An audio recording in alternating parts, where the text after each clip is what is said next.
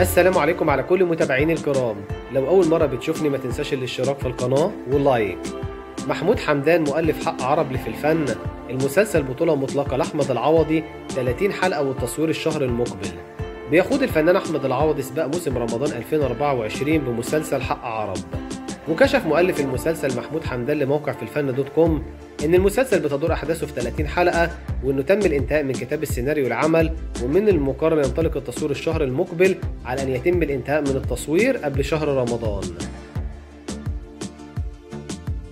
وعن فريق العمل المشارك في المسلسل قال إنه حتى الآن لم يتم تحديد فريق العمل، ومن المقرر يتم اختيار الفنانين المشاركين في المسلسل الأسبوع المقبل.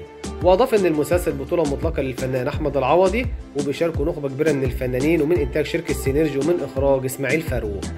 الجدير بالذكر إن أحمد العوضي شارك في السباق الرمضاني الماضي من خلال مسلسل ضرب نار، وكان من بطولة ياسمين عبد العزيز ومها نصار وهدى الأتربي وأحمد صادق وعدد آخر من الفنانين. المسلسل كان من تأليف ناصر عبد الرحمن ومن إخراج مصطفى فكري. وبينشغل الفنان أحمد العوضي حاليا بتصوير فيلم الإسكندراني للمخرج خالد يوسف.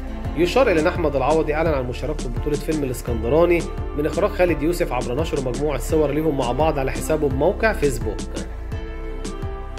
وكتب أحمد العوضي: بسم الله توكلنا على الله، تم التعاقد على فيلم الإسكندراني المخرج الكبير خالد يوسف، إن شاء الله فيلم يليق بكل إخواتي.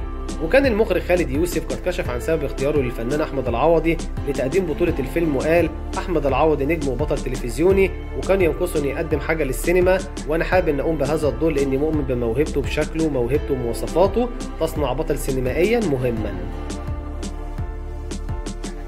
فيلم الإسكندراني مأخوذ عن إحدى روايات الكاتب الكبير أسامة أنور عكاشة، ومن بطولة أحمد العوضي وبيومي فؤاد ومحمود حافظ وزينة، ومن المقرر ينتقل فريق العمل إلى الإسكندرية لتصوير المشاهد الخارجية.